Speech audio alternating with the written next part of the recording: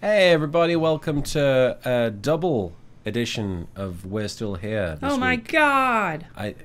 Is that the right way of describing it? A double edition? Because that kind of either makes it sound like it's going to be twice as long or twice as much content, when really it has the same amount of content. It's a double stuff because it's twice the amount of white. We're in double the Oreo. booked. Yeah. But yeah, this is I always try and count how many we've done, and I think it's maybe 18, 19 edition. I think 18 was the last one. 18 is probably the last one. But yeah, we've been doing We're Still Here for months now, which is really cool. I'm really proud of all of you, and I'm proud of you, and I'm proud of me for making it this far, and we're still here, as the title says. Yeah. Good job. But we thought we'd do a one together because we've had quite a few requests, haven't we? Yes. We've had people asking us to do a mutual We're Still Here, because as the title implies, it's about lots of people, not just one person. Certainly not just about me. So we're gonna talk about some stuff that we both like and some stuff that we've both dealt with as in regards to depression and how it's affected us as a couple, because it has a very heavy toll on people in relationships. A lot of people who are depressed don't realize exactly what it does to the people around them. Also, I apologize that I'm in a bathrobe right now. I've been working and I feel really comfy in a bathrobe, and it helps me to work. So You were like, oh, I I'm must become modest. decent. I ate the apple of knowledge. The suitor is here, and all I'm in is my robe. And the vapors and such. Indeed. What are the vapors? I don't know. I always thought they were talking about farting. No. I'm farting. No, I'm pretty sure she's like, I'm like Gone with the wind. Breathless. Farts. Gone with the farts. This is something that makes us happy. I started watching The Office when it came out in England, the original Office, and a lot of you might think we're talking about that one. We're not talking about that one because you're not much of an aficionado of the original Office, are you? I watched it once with you. I think so. I think that's it. Yeah. We haven't really rewatched it since then. I used to watch it all the time on a loop when I had the DVDs back in England. I would watch those episodes, all day while I wrote and while I drew, because I used to draw terrible webcomics. But I would have background noise all the time, and The Office was a big part of that because I really enjoyed the British version. And I didn't have very high hopes for the US version when it was announced. I actually saw the pilot when it was, I think it was either leaked online or they leaked photos from the American pilot, and I remember making a thread on a forum being like, this is going to be terrible. But it wasn't terrible. It was actually super good. I was very impressed with how they handled it. How did you first come across The Office? I didn't even know about The Office until I didn't know about the British Office, and I didn't know about... You didn't know about it? No. I didn't know that. I just assumed everybody knew about it. Cause... I didn't know about the British Office until well into the American Office. But I wasn't even aware that The Office was a TV show, because What do you mean you didn't know it was a...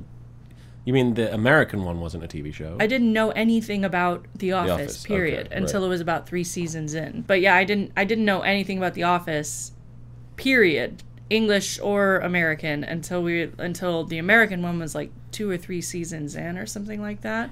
When it hit its stride. Yeah. But yeah, I mean, I used to watch cartoons all the time as a kid, and then when I grew up, I just kind of stopped watching TV and started playing video games. Yeah, that seems about the same journey I took, actually, yeah. Yeah. So I was not aware of it at all. And then I was on... Because it wasn't a video game. Exactly. I would have been well aware of it if it was an RPG. That being said, we do have a Clue version of The Office, or An Office version of Clue. I mean, It's the episode 1 of The Office. Everyone dies. neither of them are wrong, but Yes, no, the first one is wrong. A Clue version of The Office. yeah, imagine that episode. Imagine a Clue version of The Office where it's like Professor Plum and Miss Scarlet and all that, and then someone accuses Professor Plum of killing someone, and looks at the camera and just goes... That's his response to being accused. Right. That's the Clue version of The Office. That's what you were describing. Nobody cares. Nobody cares. That guy cares. But I was on MySpace one day, and somebody, yeah, that's how long I've heard ago MySpace mentioned 3 times in the past 2 days, and I think that's more times than I've heard it mentioned in the last 5 years. Well, It's awkward. It is weird. It is weird to think that we used to spend so much time on there. Well, I used to spend so much time on that. No, I never used it. I never really did spend that much time on there. But anyway, somebody posted a bulletin and they were like, "This is my boyfriend." And it was Jim sending a fax to Dwight from the future. That's funny because that's the first scene from the U.S. office I ever saw. Really? Yeah. Yeah. So like it was just really funny, and I was like, haha, this is funny. That's a funny little web short. And I went on with my day, and then like again on I went on Facebook like later, and somebody else posted a clip from The Office, and it was the one where Jim was pretending to be Dwight. Oh, yeah. Bears beats Battlestar Galactica. Yeah, the identity theft thing. And I was like, okay, I think I need to figure, like... What is this? Yeah, exactly. I need to find out what this is. So I started watching it with my friend Kayla. I was like, Kayla, you're coming over and we're watching this show. I bought the first season of it. I had my disc, and I was like, you're going to watch this with me. So we watched it. We marathoned the whole first season. And then that night... we went out and we bought the second season at like 9 o'clock at night from the Best Buy down the road, and we watched a shit ton of that too. It was like when we used to marathon anime at her house in the old days. We'd stay up until 2 a.m. watching like Full Metal Panic or something. That's funny. Yeah. Yeah, I only ever watched it on my own. I never really had any friends who were into the U.S. office. I had one friend that I knew from my old school who recommended it, and he made it sound really good, which is why I invested a significant amount of time in watching it. And I'm glad I did, because when we first started communicating, you and I, The Office was one of those things that we really bonded on. The fact that we loved it so much and still love it to this day. We started talking about like the running joke of Michael hating Toby, and it's just a really well fleshed out. We don't even talk about it. We just quote The Office at each other. We talked about it. Oh, in the beginning, yeah. But it's kind of evolved now to where we will just communicate. Devolved, I think. Yeah, exclusively communicate through The Office quotes. Yeah. Like, there's a scene where Dwight is, like, talking about how he's like, yes, I'm a single man, and now I can sow my wild oats. I mean that literally, because the Schrutes give their sons a bag of oats to sow. She's quoting it so well right now. Shut up. But they give you a bag of oats when you have sex with a woman, and you can bake them or sow them or plant them. I don't care. They're your oats. And then, like, whenever Martin's like, so what do you want to have for dinner? Or, you know, how do you eat this? And I'm like, put it in your mouth, cut it up. Like, take the whole bite. I don't care. It's your hamburger or whatever. So that's why you say that. I thought you were just being really condescending. No. Oh, this whole time I thought you've just been insulting me. No! I mean, it's Dwight, so... Yes, but I just never registered that you were quoting something. I would ask you and you would just rail on me. Oh my god. But, yeah, we really fell in love with the show and each other during that whole period. And we sort of fully hooked up. That's a weird way of putting it. we fully hooked up. We realized our relationship around the time that season 6 had finished airing. Fully hooked up. Kirby fully hooked up. But we realized our relationship around that time, and that was when Michael Scott and Holly were doing the will they won't they thing. Yeah. And we were surprisingly emotionally invested in that whole pairing because it was long distance and because Michael's an idiot, I'm an idiot. Was season 6 the finale where they had the volleyball thing? Yes. Yeah.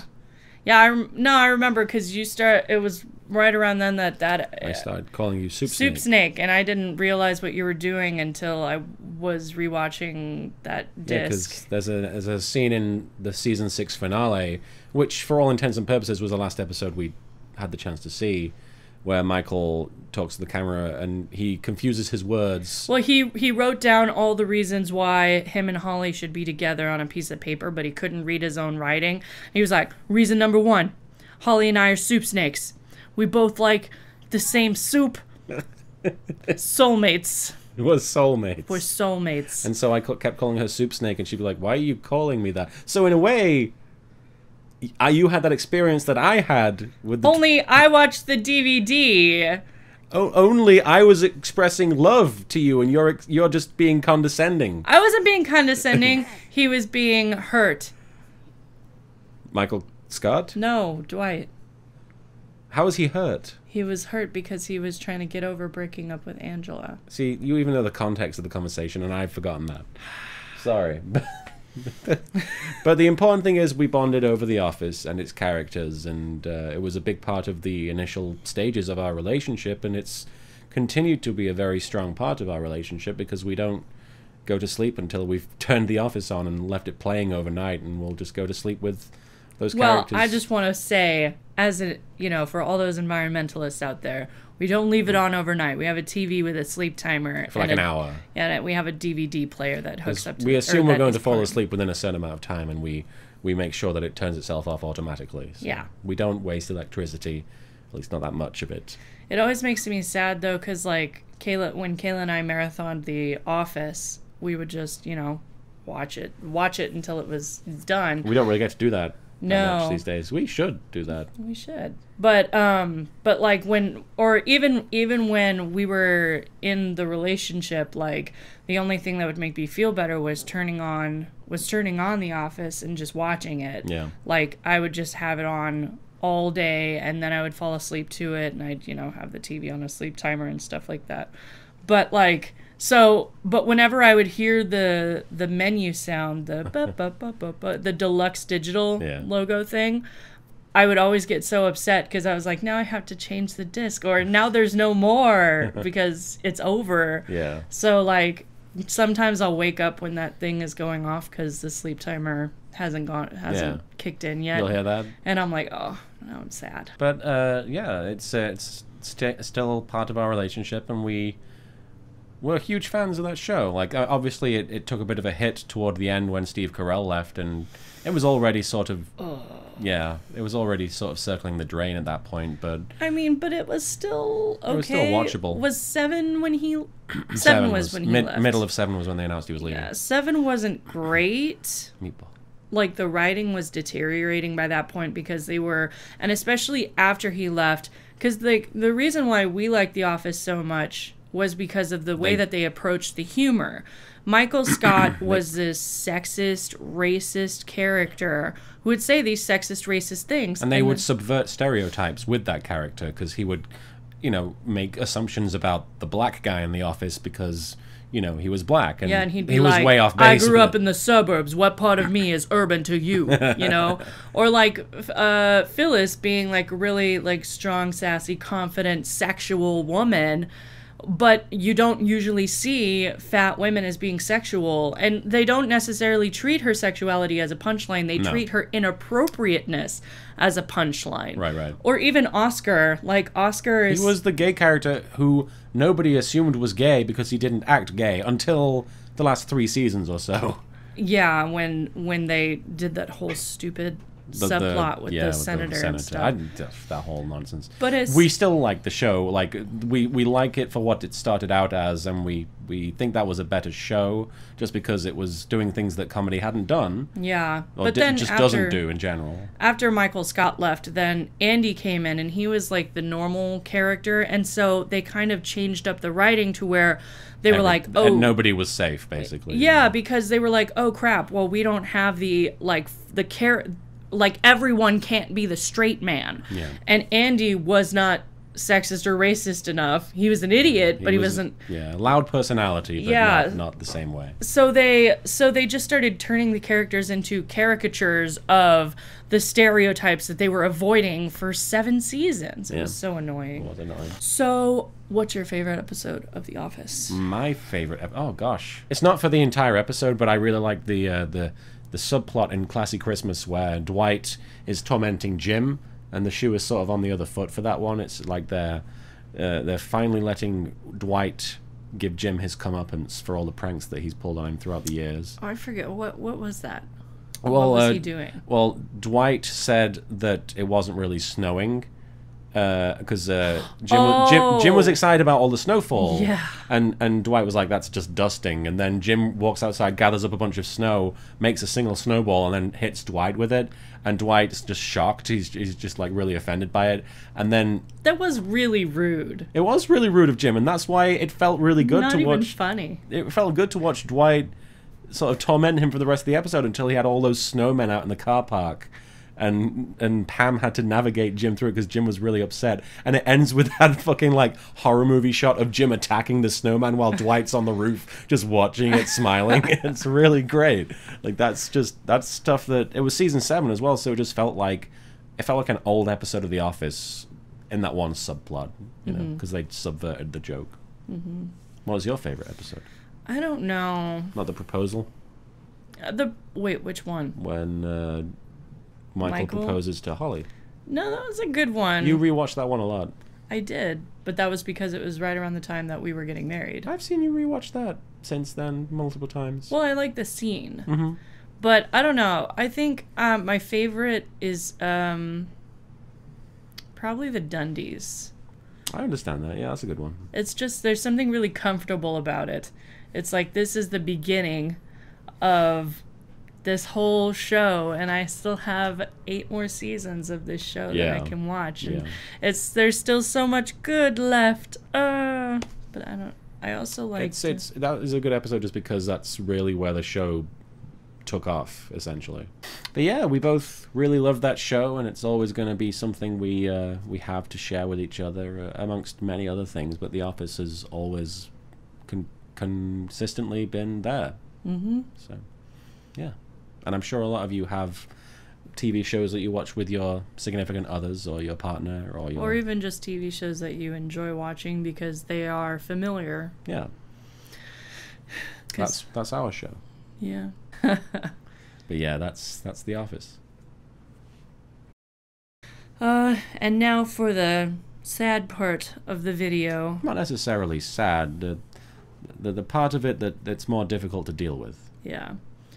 Martin and I were talking about like how we should probably, well, and other people have asked too, that like I at least do a video on like what Martin's depression, how it's affected me. Yeah, I was trying to find the way to phrase that without sounding like I'm ruining your life. Exactly. But yeah, so I do that without the depression anyway. So I figured it would probably be best if we just did it together, so that people wouldn't accuse me of speaking for me, speaking for you, or talking behind your back, because some people seem to assume that you don't watch these or edit them. Yeah, I don't fucking do it. But yeah, so here we go. This is me saying things to Martin's face. To the side of my face, anyway. Not to. One of the big problems with it is that it's extremely difficult to recognize it. Even I talked about this in some of the earlier videos. It's hard to know when someone's depressed, and even when you're in a loving relationship with somebody, it can be hard to see if they're not happy. And if you do notice, it could be, you could start questioning yourself. As a result, you don't know if you're doing something wrong. Where like depression, it's a hard thing to pin down, and it's a hard thing to talk about even with somebody you're intimately close with, you know. So, or I mean, it's not even just a matter of like it being a hard thing to talk about, but sometimes you don't want to talk about it. I mean, I didn't talk about it for a long time. Yeah, well, it kind of got to the point where like you became so subdued that I just started assuming that this was sort of what your personality was like now, because you know you're getting older. Yeah. And like when you were acting happy, I thought you were drunk. Oh.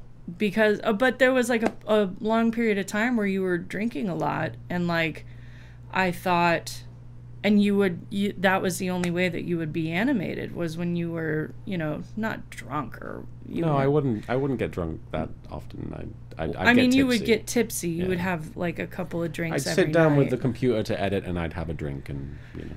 Yeah. That would get me through the night. Well, and we're not talking like whiskey or vodka. I wasn't a raging Baileys. alcoholic. We're talking like Baileys. You're a lightweight. But I mean, either way, it was kind of like, you know, I didn't really know. Right. It was hard to tell the symptoms. It was hard to tell to spot the telltale signs. And I would hide them. You know, I would consciously hide them.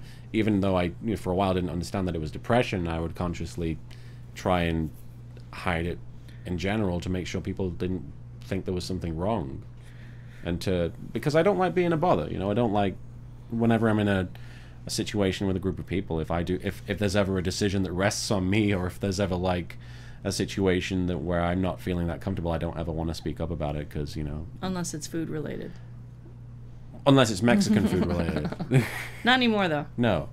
But I mean, like, you had mentioned a few times, because like you had seen a therapist when you were younger for your depression and stuff like that, so I knew it was something that and I would use that to be like, well, I tried that and it didn't work that well. Yeah, and it would be really frustrating because, like, if we would talk about, because you would mention that you were depressed or feeling depressed, and I would be like, okay, well, go see a therapist. See a therapist, write in a journal, do anything. And anytime I would tell you, any suggestion I would give, you would just say, no, it doesn't work. And I'm like, well, nothing works if you don't try, So, and like, when Martin finally ended up, what basically ended up happening was, like, because it was around Anime Expo that you told me that you wanted to kill yourself.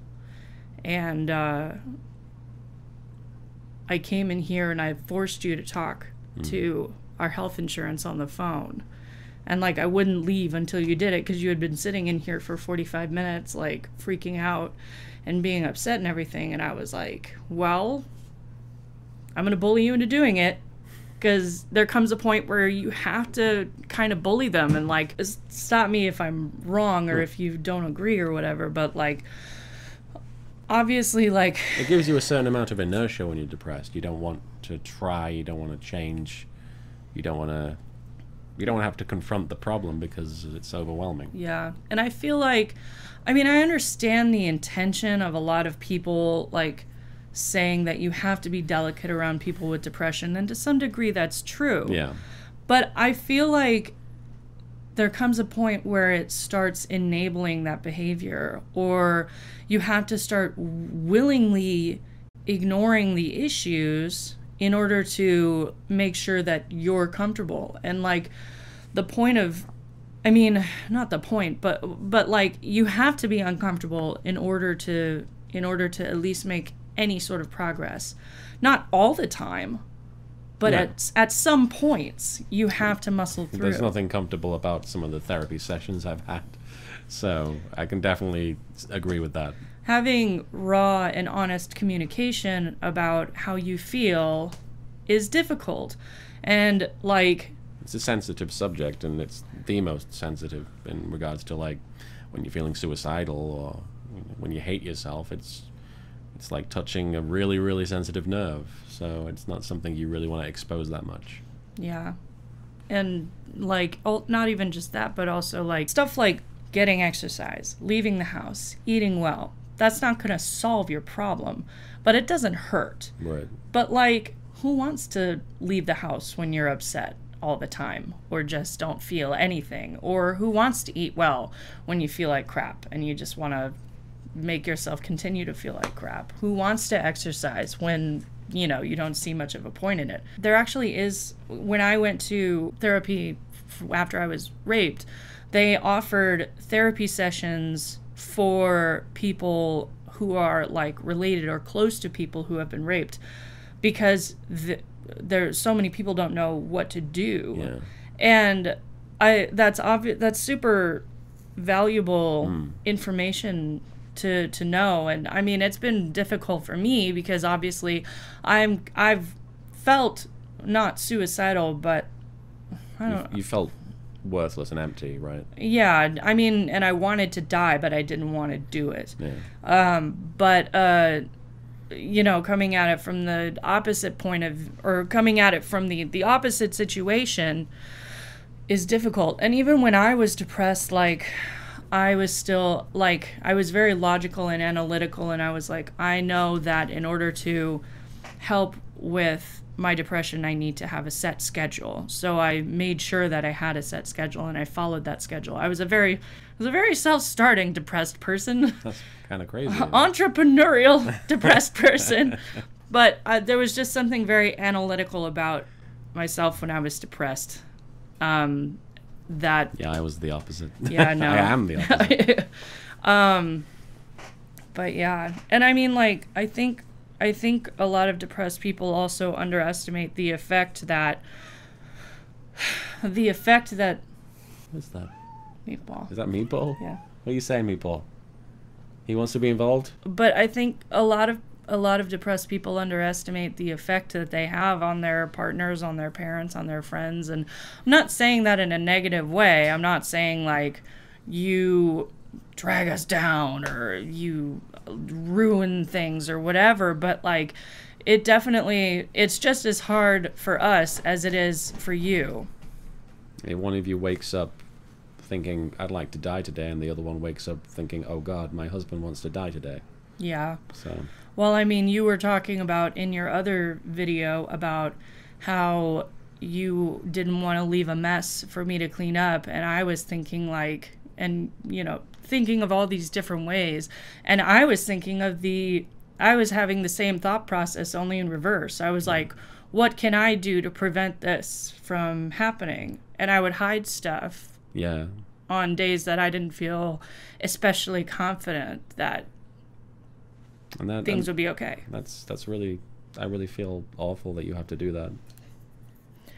Well, it is what it is, yeah. And we're past that point. Hopefully. Suppose, yeah. Definitely, not hopefully. But it's not even just that, but I mean, there was one point where Martin was saying like you would just get over it or something. I feel bad for saying that. I mean, it's said, and it was something you were thinking. Yeah, I mean, and I'm not, it was the depression talking. Yeah, I know. I'm saying it. Yeah, but I'm just saying, I'm sure there are people, there are lots of you who probably feel that way, that if you died, that people would just get over it. But I mean, like... That's not true at all. No, I mean, like, the death of a child devastates a parent no matter how it happens. Even if you think that they're mad at you, or you think that they don't like you anymore or whatever, it's not true. Because you've been a part of their lives forever. You are a part of their life. Yeah. And like, in the case of like Martin or somebody in Martin's situation, it can be really difficult because like... Are you okay? It is difficult. But we're at a much better point than we were. And if you're with somebody who's depressed and you're having trouble, there are plenty of valid options. There's research to be had. There, like a lot of the websites that I list in the video description, you can go there too and talk to people who are having similar experiences. And we're available on like Twitter. I always have a Twitter address. Like if you ever need to tweet at one of us, and if you need to reach out, there are people who are willing to listen and try and help you, even if you're not the one who is clinically diagnosed as depressed. You're still going through a really rough patch. And never underestimate therapy. Yeah. There are doctors that offer flexible payment plans, and there are also doctors that are doing their master's program and they need to get a certain number of hours. People want to help you, and people can help you, no matter what. No matter how bad it's gotten. And your concerns are valid, and your feelings are valid. And you shouldn't feel like there's nothing you can do. Because Mariana did so much for me, and still does. I put up with a lot. Even without the whole depression thing. He uses mouthwash, and then he doesn't rinse out the cap of the mouthwash. Stop doing that now. I have. It's unforgivable. Unforgivable. It is. It is. But yeah, being in a relationship and having depression get between you it's an unfortunate situation, and it's one of those things where you're basically looking up at a mountain and thinking, I have to climb that now. But you will get up there, even if you take it one step at a time, and then you get to see something beautiful at the end of it. But even when you're climbing a mountain, you have to use a bunch of tools. And teamwork.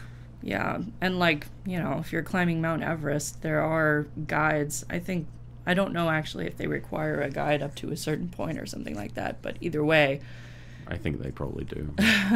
I would not go up there with that one. No, but either way, like, you need the tools and you need the people there to help you get to the top of the mountain. It's not something that you just... You can't do it by instinct. Yeah, you can't do it alone, and if you are feeling this shit, then... If you are feeling it, or if you're with somebody who's feeling it, and as a result you feel like you're not the person you need, that you're not going to be able to help them, then it doesn't have to be done alone. It doesn't have to be something that you figure out blindly. And don't be afraid to be not forceful but firm, because I wouldn't have gone to therapy if she hadn't been. So yeah, that's this week's episode, and I think we opened up, and we covered quite a lot.